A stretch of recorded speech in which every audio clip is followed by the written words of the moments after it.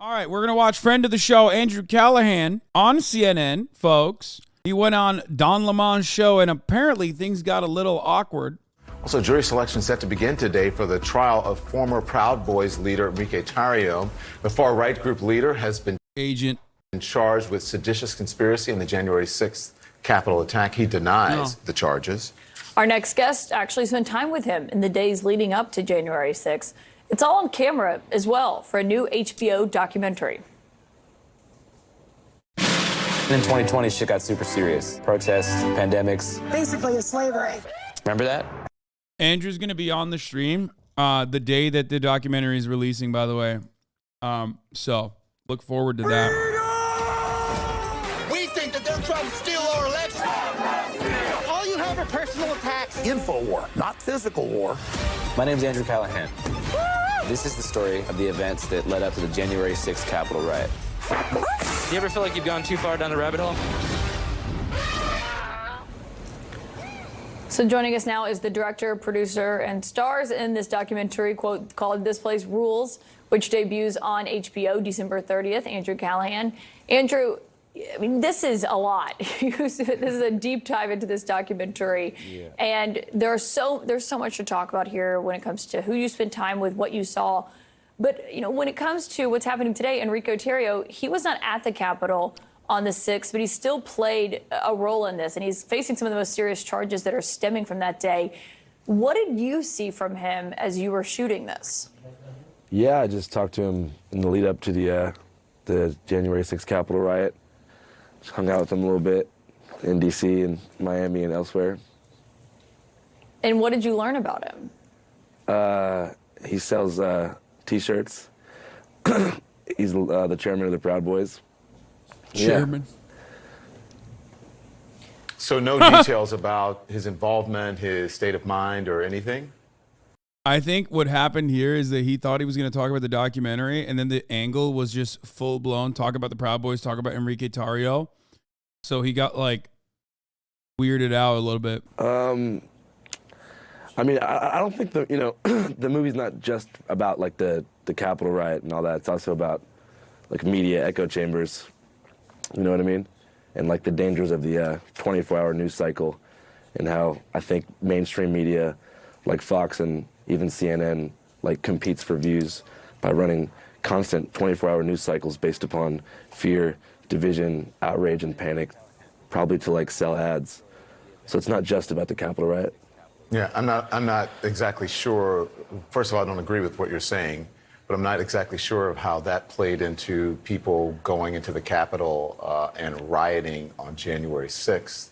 There's nothing fake about CNN. Oh, I'm not saying, like, fake news. I'm just saying ramping people up and increasing division during that period of time. Just watching people kind of fall down the rabbit hole and be pushed into action and, like, just, yeah, falling down the conspiracy rabbit hole.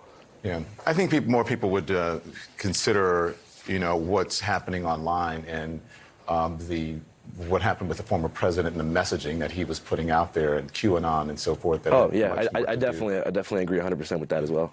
Yeah. So listen, there are literally so many jaw-dropping moments in your documentary, including a weightlifting scene with conspiracy theorist Alex Jones. Yeah, for sure. He can bench press a lot, actually. Why would you put that in? Why'd you spend so much time with him, and why is he such a big part of this film? Well, I mean, you know, I just think that, like, whenever we were filming for the documentary, there was just certain moments that were super surreal that just kind of happened, and I felt like we had to kind of leave the footage in. So the Alex Jones weightlifting, whiskey drinking scene would also be one of those moments that I couldn't, like, leave out of the movie, for sure. One thing that also stood out was what you heard from people when it comes to, like, conspiracy theories. I mean, there were parts where, like, children were shouting conspiracy theories. And I wondered, as you talked to these people, if you got the sense that they actually believed what they were saying or what your takeaway was. Yeah, definitely. I think a lot of people, you know, believe what they're saying. I just think that, like, you know, the echo chambers in the media, especially more fringe media that a lot of these people are consuming, is pretty all-encompassing, and especially the mythology of QAnon, like, consumed a lot of people's lives during this period of time, and it kind of, like, just became everything they wanted to fight for up until the Capitol riot. So that particular scene where I spoke with that family in Georgia, where it was like that the structure and whole basis of their family was, like, based upon Q and following that kind of lore, was definitely unsettling for sure. But yeah, it's interesting to see where it is now because, you know, I guess hard QAnon stuff has kind of dissipated in terms of like, you know, no one posts on the Q boards anymore, but it's kind of bled into like mainstream conservative thought. Yeah. I do think we should point out a lot of Don Lemald, dude, he is not happy at all.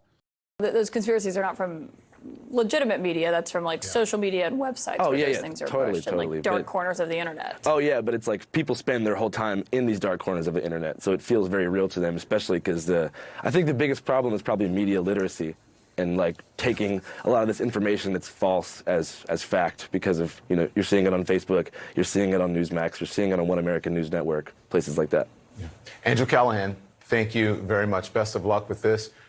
This Place Rules debuts on HBO and streams on HBO Max. That's on December 30th. Moving on.